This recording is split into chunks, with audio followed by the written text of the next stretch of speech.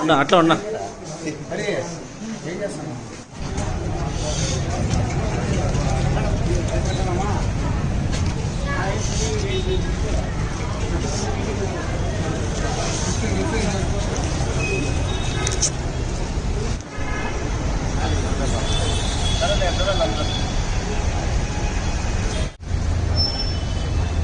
Bahujan Samaj party Bahujan Samaj party Bahujan Samaj party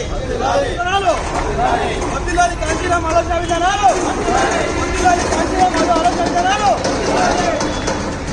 Andhra Pradesh మన రాష్ట్ర అధ్యక్షులు బహుజన్ సమాజ్ పార్టీ అధ్యక్షులు బందెల గౌతమ్ కుమార్ అన్న గారి ఆదేశాల మేరకు మదనపల్లి బహుజన సమాజ్ పార్టీ ఆధ్వర్యంలో మాన్యం శ్రీ కాంశీరామ్ గారి జయంతి జరుపుకోవడం జరుగుతున్నది.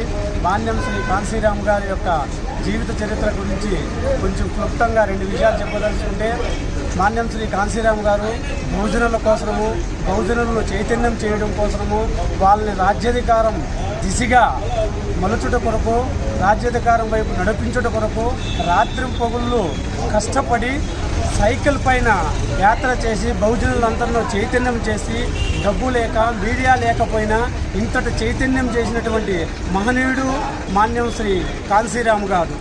అలాగే మన మాన్యం శ్రీ కాంశీరామ్ గారు ఈ బహుజన సమాజం కోసం తన సొంత తల్లిదండ్రులను, అలాగే బంధువులను, రక్త సంబంధికులను అందరినీ దూరం చేసుకుని బహుజన సమాజమే నా సమాజము, బహుజన సోదరులే నా బిడ్డలు, బహుజన సోదరులే నా అక్క చెల్లెమ్మలని బహుజనుల కోసం నిరంతరం పోరాటం చేసిన మహనీయుడు మాన్యం శ్రీ కాంశీరామ్ గారు. ఉత్తరప్రదేశ్లో 4 సార్లు బేహన్ కుమారి మాయావతి గారిని ముఖ్యమంత్రి చేసినటువంటి ఘనత మన మాన్యం శ్రీ కాంశీరామ్ గారికే దక్కుతుంది మిత్రులారా. అలాగే దెయ్యం పొగులో కష్టపడి తన యొక్క ఖ్యాతిని పెంచి బహుజనంలో చైతన్యం నింపి బహుజన జెండా ఎగరవేసి బహుజన సమాజ్ పార్టీకి డైరెక్టరు, నిర్మాతగా నిలిచినటువంటి మహనీయుడు మాన్యం శ్రీ కాంశీరామ్ గారు. జై భీమ్, జై భారత్. అందరికీ జై భీమ్. ఈనాటి కార్యక్రమానికి చేసిన అందరికీ ధన్యవాదాలు తెలుపుతున్నాను. బహుజన్ సమాజ్ పార్టీ రాష్ట్ర అధ్యక్షులు గౌతమ్ కుమార్ గారి ఆధ్వర్యంలో ఈనాటి ముఖ్య కాంశీరామ్ జయంతిని పురస్కరించుకొని గవర్నమెంట్ హాస్పిటల్లో పేషెంట్లకి బెడ్లు, పాలు మరియు రక్తదానము మరియు అన్నదాన కార్యక్రమం చేపట్టడం జరిగింది.